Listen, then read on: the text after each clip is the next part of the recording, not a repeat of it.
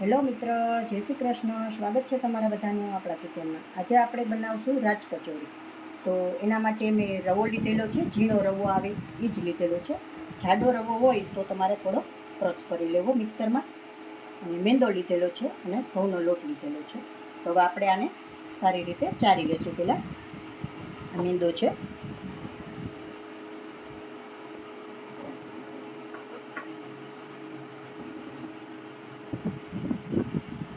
બધું માપે મેં આ બાઉલ પ્રમાણે જ રાખેલું છે. તો એક બાઉલ મેંદો લીધેલો છે, તો 2 બાઉલ મેં રવો લીધેલો છે. તમે કોઈ પણ વાટકો કે બાઉલ સેટ કરી શકો છો.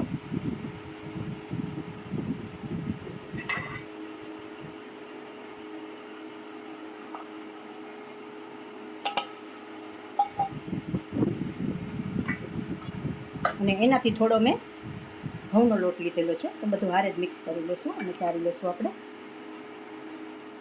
લોટ આપણો સારી રીતે ચડાઈ ગયો છે. ત્રણે સારી રીતે પહેલાં મિક્સ કરી લઈશું. ત્રણેય માપ ચડ ઉતર રાખવાનો. ડબલ ગણો રવો લેવાનો, 1 ગણો મેંદો લેવાનો, અને તમારે ઘઉંનો લોટ થોડો એડ કરવો હોય તો એડ કરવાનો.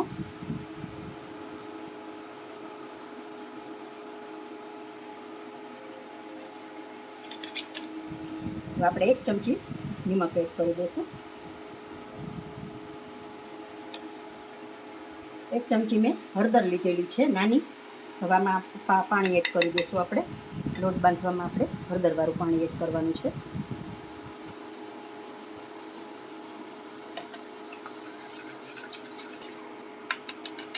આપણે થોડું થોડું એડ કરતા જઈશું અને લોટ બાંધી દઈશું.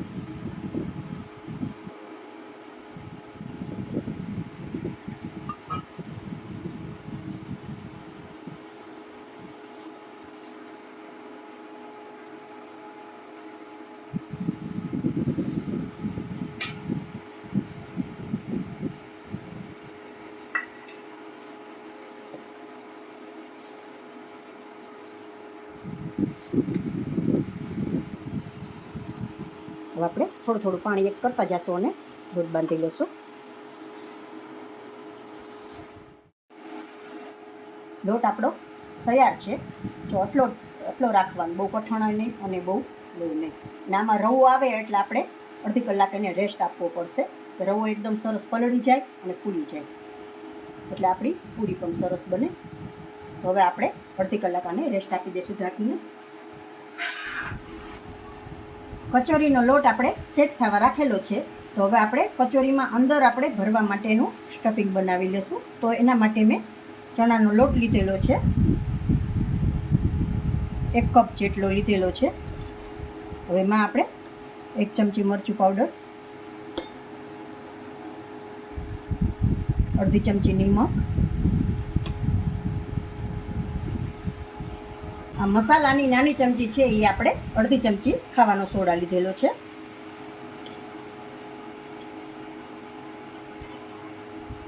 એક ચમચી જેટલું તેલ એડ કરી દઈશું. આપણે સારી રીતે મિક્સ કરી દઈશું.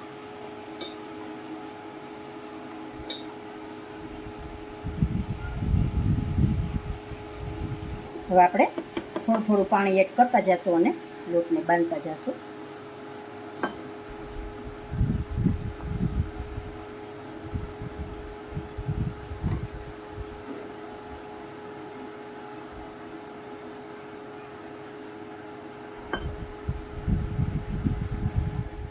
કચોરીનું અંદરનું સ્ટફિંગ આપણું તૈયાર છે. જો આટલું રાખવાનું છે પણ.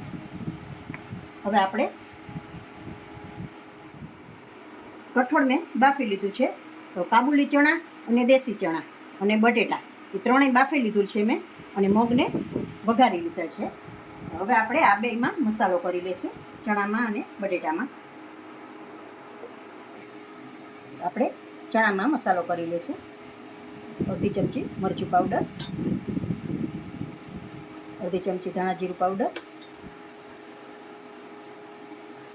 સંચર પાવડર અડધી ચમચી જેટલું એડ કરું છું. મરચાંની કટકી, શેકેલા જીરાનો પાવડર,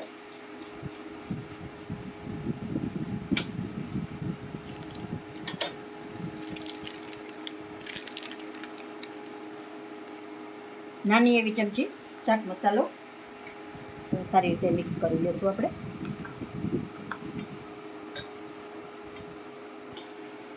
દેશી ચણામાં મસાલો તૈયાર છે. હવે આપણે કાબુલીમાં તૈયાર કરી લઈશું મસાલો. મરચું પાવડર, ધાણા જીરું પાવડર, સંચર પાવડર, ત્રણેયમાં સેમ જ મસાલો આવે છે. હવે સારી રીતે આપણે મિક્સ કરી લેશું.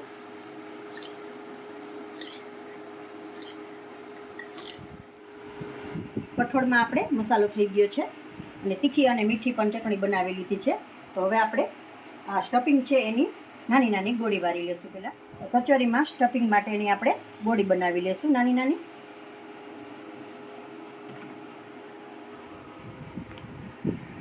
આ રીતે નાની નાની ગોળી વારી લેશું આપણે.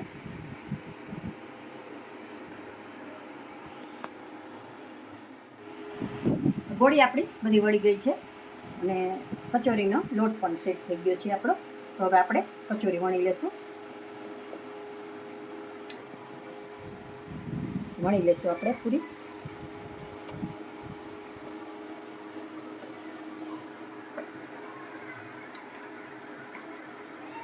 આ રીતે વચ્ચે આમ ગોળી રાખી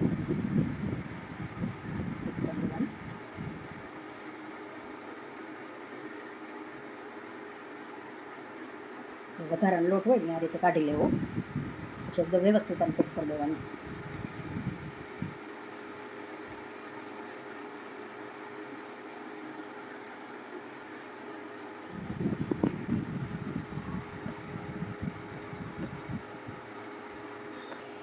આમ પોલે પોલે હાથે વણશું ને એટલે લોટ આપણો બધે સેટ થઈ જાય આખી કચોરીમાં. એટલે આ રીતે પોલે પોલે હાથે વણશું આપણે. બીજી રીતે જ વણી લેશું આપણે. તેલને પણ આપણે ગરમ મૂકી દેશું.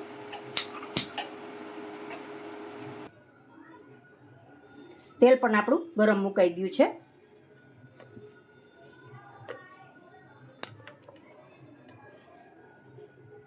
આ રીતે ફોલ્ડ કરી દઈશું. કચોરી વણાઈને તૈયાર છે અને તેલ પણ આપણું થઈ ગયું છે. તો આપણે તળી લેશું હવે.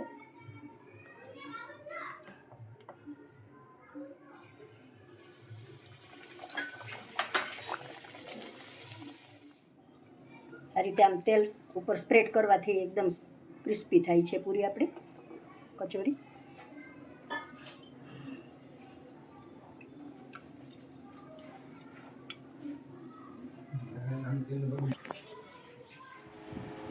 કચોરી આપણી તળાઈને તૈયાર છે. તો હવે આપણે સર્વ કરી લઈશું. અને હવે આપણે પેલા થોડી આને હાંડી નાખશું.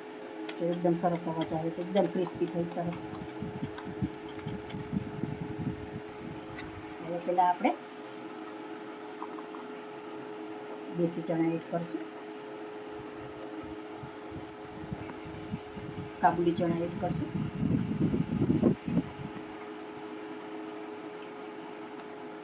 બટેટા,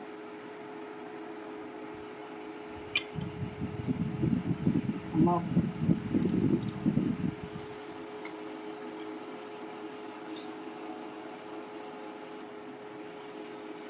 ચટણી એડ કરશું લીલી,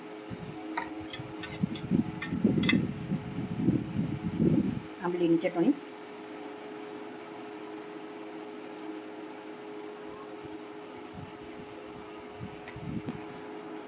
હવે થોડા દાડમ,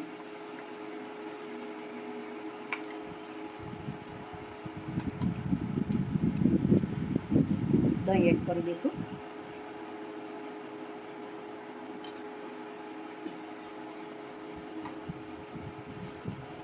ઝીણી સેવ છે એ સેવ એડ કરી દઈશું.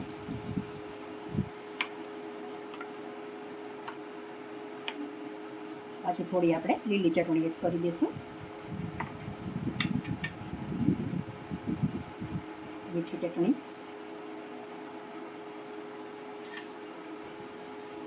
થોડો મરચું પાવડર એડ કરશું,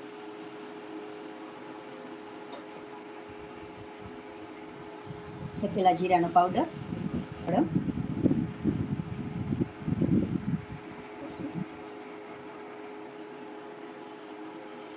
તો જુઓ મિત્ર, તૈયાર છે આપણી કચોરી.